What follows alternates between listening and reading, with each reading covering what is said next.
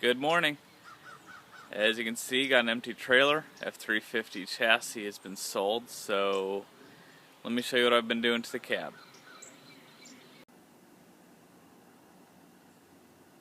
Okay, let me show you. Obviously, cab and frame are apart again as I'm working on trimming, fitting, that kind of stuff. So what I gotta do here is open this up to 1.5 inches, which is the same as the factory body mounts bushing, and also apparently the same as the LMC ones for 67 to 72 Ford truck. So got to open this up, just drew a perimeter here because I don't have a pilot hole to work off of, so as long as the edges are contacting these lines, should be good. Set up the same on that side. And as far as the cab goes,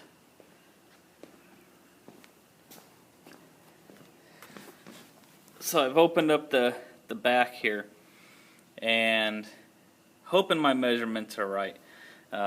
So from here to here, I went 4.5 inches, made it 4-inch across because the frame is about 3.5, and then you got to factor in some room for the fuel lines and brake lines.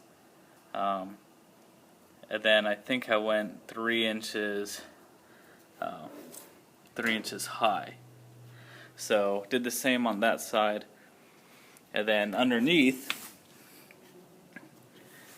I think I cut it 3 3/4 from the rocker panel, and I think I made it 2 inches tall. As much as I hate to be wrong and go back in there and have to cut some more, I'm fine with doing that. I'd rather have to recut than take out too much. But let me tell you something here. So somehow critters get access to this, and I think it's because there's an opening right there. So while you're grinding away, they're, at least in my experience here, their nest caught on fire while I was grinding these out. So just be prepared.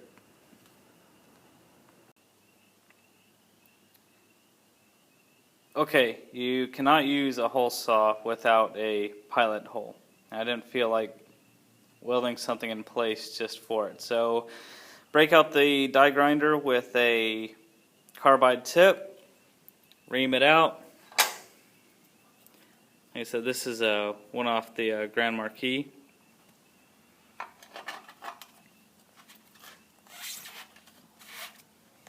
Boom. Cab mount. Boys and girls, I am in a state of disbelief right now, and it is in a good way. So right there is how she landed, and how it's doing that right now. So using the Grand Marquis body mount, and then along this frame rail from the bottom of the green to the bottom of the frame is 2.25 inches all the way along.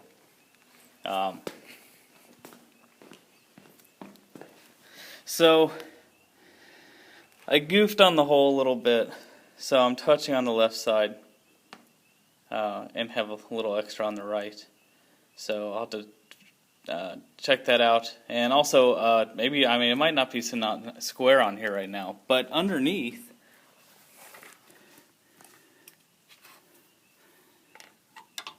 so that's that cross member I cut, and it's landing on it right now. So this might actually serve trim it up and put a rubber pad or something underneath, or box it in. Trim it up, box it in, put a rubber pad underneath. But that might just become an additional support. And let me go to the other side real quick. So same scenario, sitting on the Grand Marquis motor mount, or body mount. And on this side, from the bottom of the green to the bottom of the frame, I'm also 2 1/4 at the front. I'm 2 1/8 in the back. That is still, wow, really, 1/8? And this is dumb luck is what this is.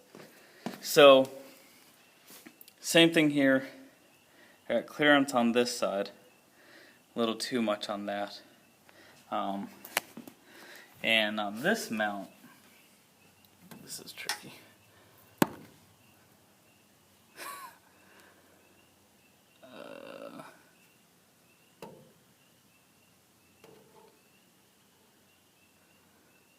I'm also on that cross member I trimmed up.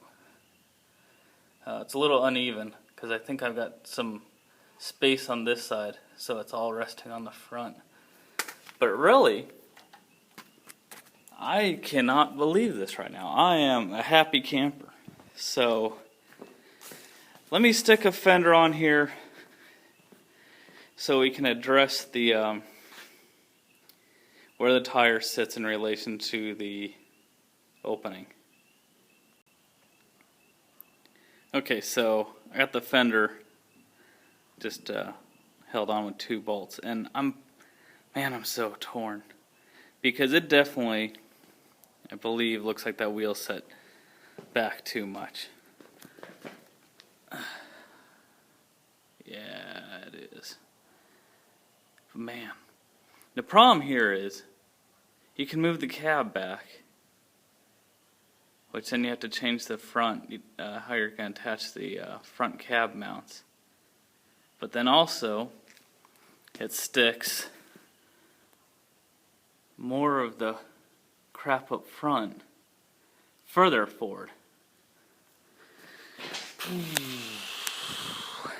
Man. I'm going to have to think about this one. I definitely want it centered. I'll figure it out. Hey gang, good stuff going on right now, and it's been a very productive last few days, so let me show you. So after what seemed like an eternity measuring, shifting the cab, measuring over and over and over again, I finally got it square, and here's what I've decided to do. I have decided to go ahead and use the original cab mount hole and use the center hole in the Grand Marquis frame, because when I moved it where I wanted, I found that the wheel was centered good enough, because I don't think all the work it would take to move it exactly where I wanted is really worth it. So bolt going through there, that hole, and then just putting, I have to get a longer bolt, but there you go. I'm using the Grand Marquis body mounts. So what I've come up with from the inside of that cab mount cover, inside of that bolt to the center of this shock mount bolt, the back half of it but centered, is 16.5 inches. Okay, so now going to the back,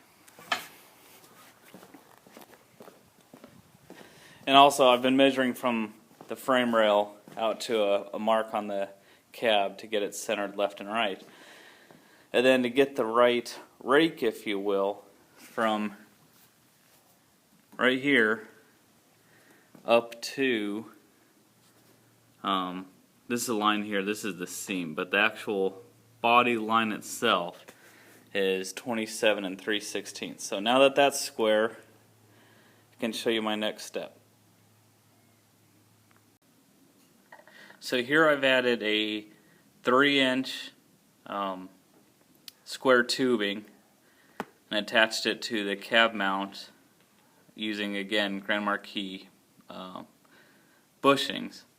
So those are in, and here's what I've got planned.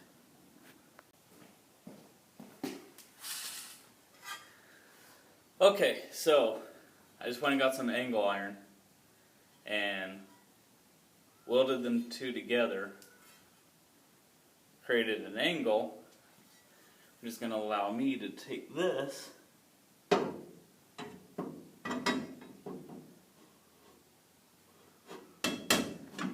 come up just like that.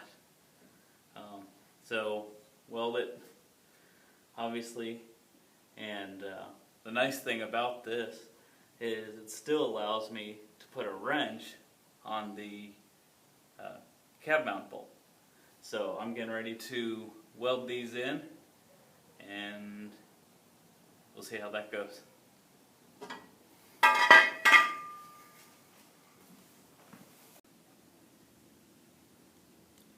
And there you go. I now have rear cab mount.